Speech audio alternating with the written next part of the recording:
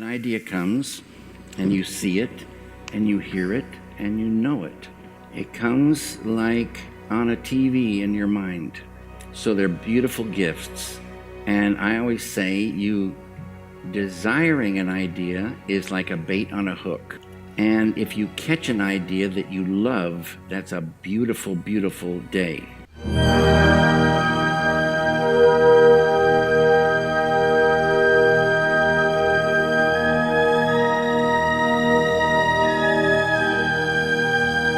Cut it.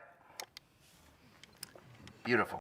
David Lynch, one of the most iconic filmmakers and creative forces of the 20th and 21st century, has passed away at the age of 78 after battling emphysema. The announcement was made on behalf of his family, stating, "It is with deep regret that we, his family, announce the passing of the man and the artist, David Lynch. There's a big hole in the world now that he is no longer with us. But, as he would say, there's the donut and there's the hole, and you should keep your eye on the donut." Lynch was born in Missoula, Montana on January 20th, 1946, and became interested in painting and drawing from an early age. Because I was always drawing, my mother, she refused to ever have me have coloring books. She did not do that for my brother or my sister. Somehow, really a beautiful thing came to her that those would be restrictive and kill some kind of creativity. His practice of art soon led him to filmmaking in the 1960s, and after directing several short films, he was led to the newly opened American Film Institute, where he would study and inevitably make his first feature film, Eraserhead.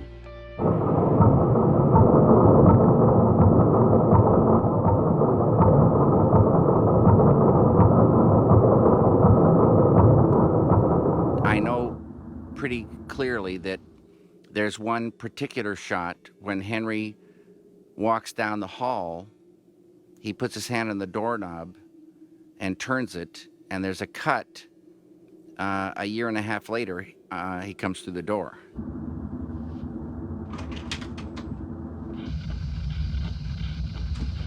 The independent feature took 5 years to make, and by 1977, it quickly became a cultural success as a midnight movie of the 1970s, alongside such films as The Rocky Horror Picture Show and Pink Flamingos. We just wanted to get together and thank all of the people that have supported Eraserhead through the years, and we wish you peace and happiness, and long live Eraserhead. Believe it or not, Eraserhead is my most spiritual film. Elaborate on that. No, I won't. The success of Eraserhead caught the eyes of Hollywood, which led to comedy legend and filmmaker Mel Brooks hiring him as the director of 1980's The Elephant Man. And Mel came racing toward me, and he embraced me and said, "You're a madman. I love you. You're in." And I said, this guy will be a great filmmaker, and I'm going to grab him first, and he's going to direct this script, The Elephant Man. The Elephant Man was based on the true story of John Merrick, a deformed man in Victorian England starring John Hurt and Anthony Hopkins.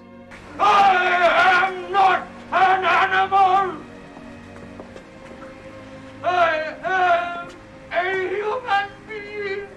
After the critical and commercial success of The Elephant Man, which garnered 8 Academy Award nominations, Lynch had become one of the most sought-after directors in Hollywood. And it was The Elephant Man that somehow got George Lucas to offer me that third Star Wars. And I had next door to zero interest. And he showed me many animals and different things. Then I got a really, almost like a migraine headache. Even before I got home, I kind of crawled into a phone booth and phoned my agent. I said, "There's no way, no way I can do this." Father, the sleeper has awakened! In 1984, Lynch directed the first big-budget adaptation of Frank Herbert's Dune for the Dino De Laurentiis company, which became a critical, commercial, and creative failure for the filmmaker. Dune, I didn't have final cut on. It was a slow dying the death and a terrible, terrible experience. Out of the failure of Dune, due to a contractual obligation, Lynch was able to follow this up with one of his greatest successes, 1986's Blue Velvet. Go to sleep, everything is all right. Starring Dune star and lifelong friend Kyle MacLachlan, frequent future collaborator and friend Laura Dern, and future partner Isabella Rossellini, Blue Velvet would become considered by many one of the greatest films of the 1980s.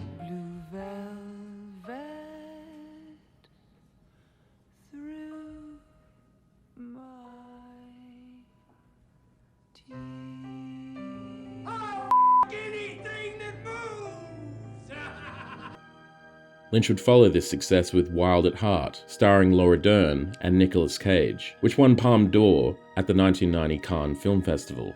This is a snakeskin jacket, and for me it's a symbol of my individuality and my belief in personal freedom. But 1990 brought Lynch more success, with a cultural phenomenon that would change the face of television forever.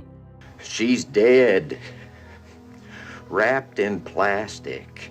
In collaboration with writer Mark Frost, Lynch helped create Twin Peaks, a mystery drama series set in a small Washington town, where a popular high school student, Laura Palmer, has been murdered, and the following investigation to solve the case, led by an eccentric special agent of the FBI, Dale Cooper, played by Kyle MacLachlan.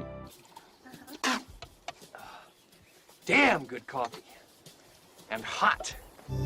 I have no idea where this will lead us, but I have a definite feeling it will be a place both wonderful and strange. Despite only lasting 2 years in its initial run, and being cancelled and left on a cliffhanger,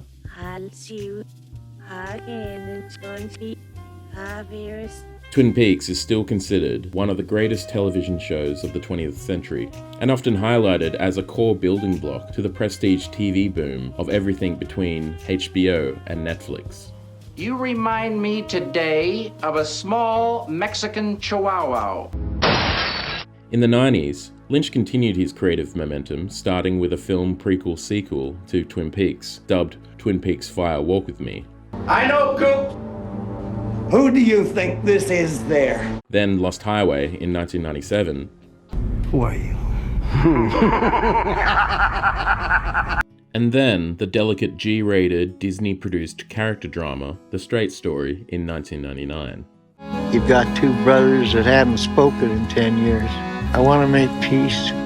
I want to sit with him, look up at the stars, like we used to do so long ago. I can't believe it. I'm just so excited to be here. I'm in this dream place. In 2001, he directed the enigmatic, surrealist, neo-noir Mulholland Drive, starring Naomi Watts in her breakout role, which is often considered his cinematic masterpiece.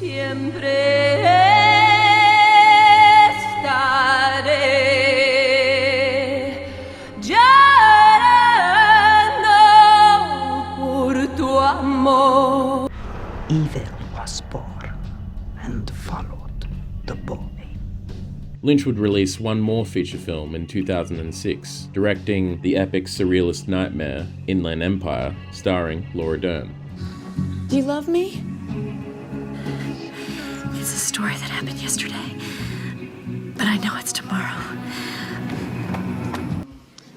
I always say this, a film is sort of like a book, and books get written, and the author maybe passes away, so you can't go talk to them and say, What did you mean, you know?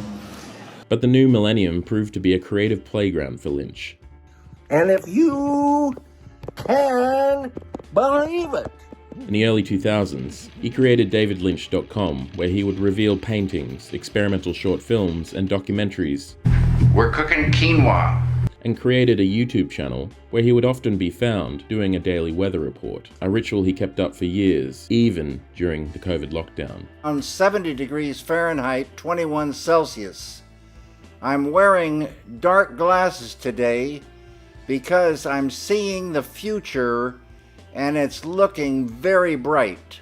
In 2006, he wrote Catching the Big Fish, Meditation, Consciousness, and Creativity, which describes his creative process, stories from his career, and the benefits he has realized through his practice of transcendental meditation, of which he championed when founding the David Lynch Foundation for Consciousness-Based Education and World Peace, a charitable foundation aimed at funding the teaching of TM for schools, veterans, and other at-risk populations.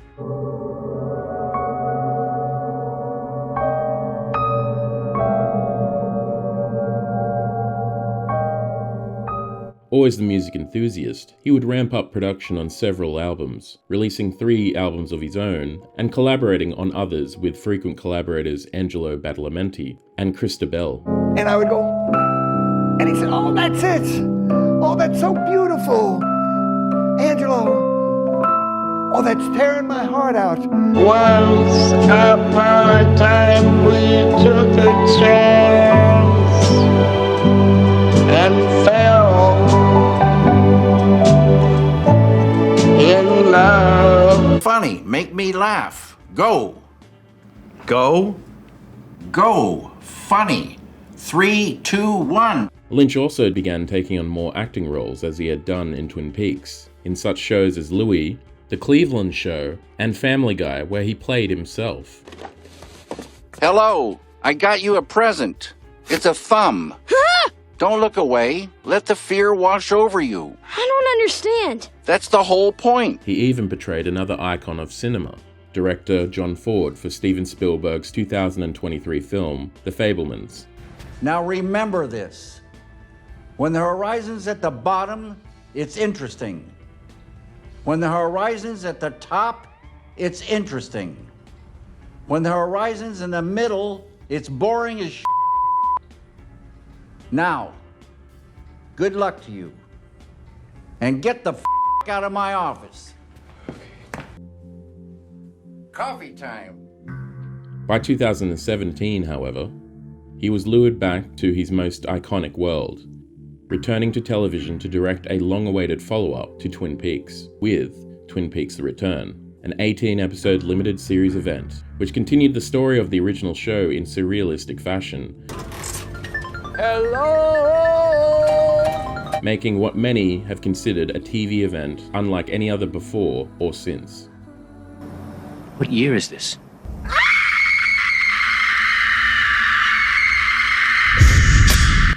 What the hell? Thank you for this honor.